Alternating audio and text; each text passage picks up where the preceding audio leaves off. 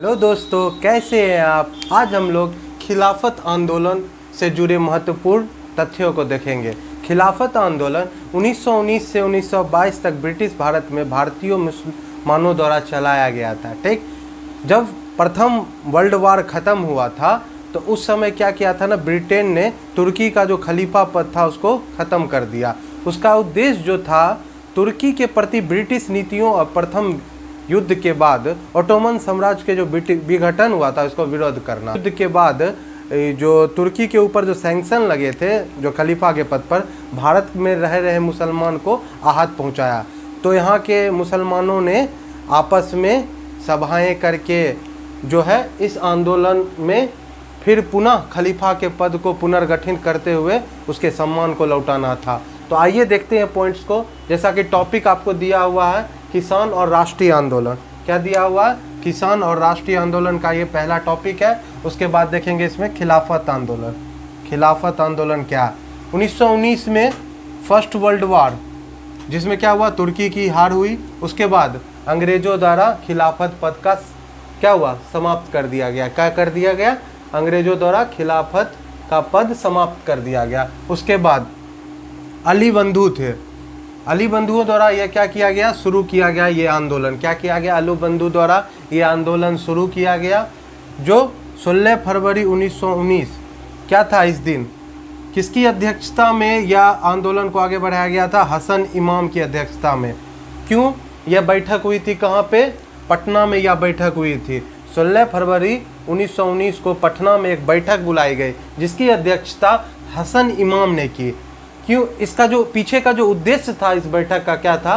खलीफा को उचित सम्मान और व्यवहार के पक्ष में जमानत बनाने का निर्णय लिया गया। यानी कि जो खलीफा का जो पोस्ट था उसको पुनः स्थापित करते हुए, उसके सम्मान को वापस करते हुए उसका सम्मान को बनाए रखना था। फिर उसके बाद देखेंगे ये जो आंदोलन था ये पटना, गया, बिहार शरीफ, दरभंगा, छपरा, मुंगेर और भागलपुर, इन सभी जगहों पर क्या हुआ, पटना में होने के बाद बैठक जो हुआ था यहाँ पर आपको इसकी प्रतिक्रिया देखने के लिए मिला। लोग यहाँ पर राष्ट्रवादी मुस्लिम जो जितने भी व्यक्ति थे यहाँ पर आके जनसभाएं करने लगे। उसके बाद देखेंगे क्या, बिहार के मुसलमानों द्वारा 19 मार्च, ये डेट को याद रखेंगे, वेरी इंपॉर्टेंट है, 19 मार्च 1920, 19 मार्च 1920 को हड़ताल किया गया। यह हड़ताल मामूली नहीं था, यह राष्ट्रव्यापी हड़ताल था। कैसा था?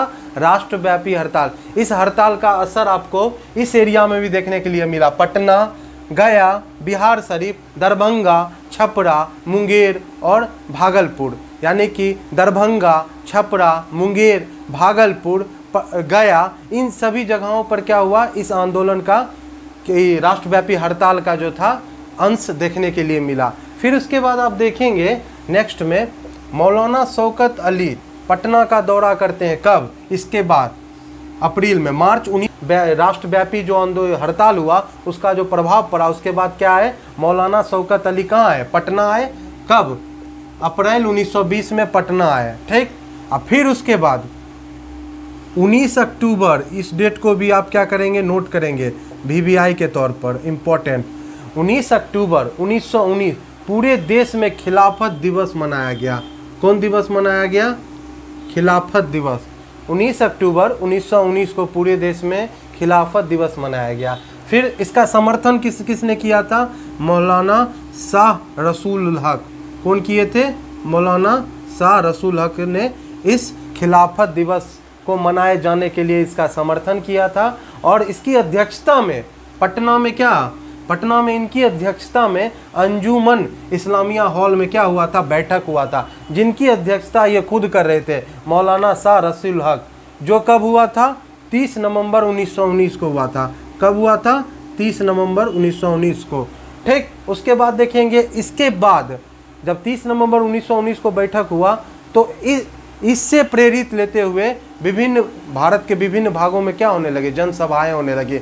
उसमें मुस्लिम कम्युनिटी के जितने भी राष्ट्र नेशनलिस्ट आदमी थे, मतलब राष्ट्रवादी मुस्लिम जितने भी थे, जो खलीफा को पुनर्स्थापित करते हुए उनको सम्मान वापस दिलवाना चाहते थे, उन्होंने सासाराम में, चंपारण में, फतुहा में, मुजफ्फरपुर में, सीतामढ़ी में खिलाफत सभाएं की। मतलब क्या है कि लोग वहाँ पर गए और वहाँ पर भीड़ एकत्रित करके लोगों को खिलाफत से जुड़े हुए जितने भी, खलीफा से जुड़े हुए जितने भी महत्वपूर्ण तथ्य थे, उनका क्या फ़ायदा था होने से, ये सभी से अवगत कराते हुए आदमियों को जोड़ने का काम किए।